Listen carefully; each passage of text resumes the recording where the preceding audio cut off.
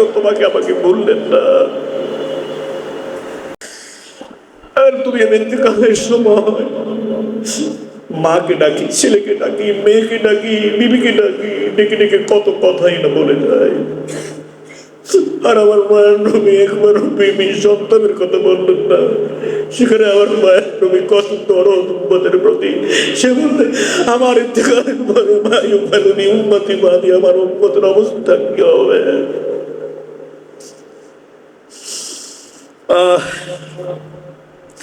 হায় হায় হায় হায় হায়, এই উম্মত তো দুনিয়ার ফিকিরে পাগল হয়ে গেছে।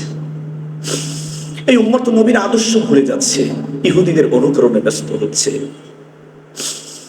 জিবরাইল আমিনকে বললেন, যাও জিবরাইল আমিন, আল্লাহকে গিয়ে এই কথাটা জিজ্ঞাসা করে আসো। জিবরাইল আমিন মুহূর্তের ভিতরে জিজ্ঞাসা করে হাজির হয়ে গেছেন।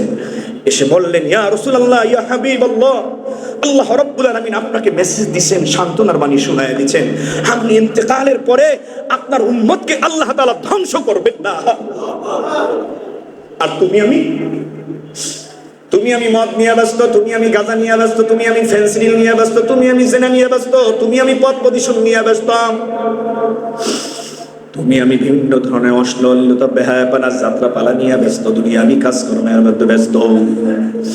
আমার ভাইয়েরা, আমার বন্ধুরা, আমার নবীজি সাল্লাল্লাহু আলাইহি সাল্লাম, এই যদি 2-3 মিনিট বেশি হয় কোনো আপত্তি আছে? আজ এই আলোচনা সমাপ্তি ঘটাবো, সমাপ্ত করে দেব। কষ্ট হচ্ছে আপনাদের? দেখেন নাইমে আবার আমার নামে কিবা শেখায়ত করেন না। পিছনের কথা শুনলে মনে হয় কলিজার মধ্যে পার মারে, এমনটা শোনার জন্য প্রস্তুত না। 2 মিনিট কিন্তু ওভার হয়ে গেছে, হয়তো আর 3 মিনিট হবে, কেউ আবার রাগ করবেন না। কি বলেন? আপনারা যদি আমাকে অনুমতি দেন তাহলে আমি সামনে চলবো, নাহলে স্টপ করে দেবো। চলবে? সবাই বলে না ওমা আলাইনা ইল্লাল বালাগ, ওমা আলাইনা ইল্লাল বালাগ। যতটুকু আলোচনা হলো, আল্লাহ তাআলা আমাকে এবং আপনাদেরকে ইখলাসের সাথে ঈমান আমল নিয়ে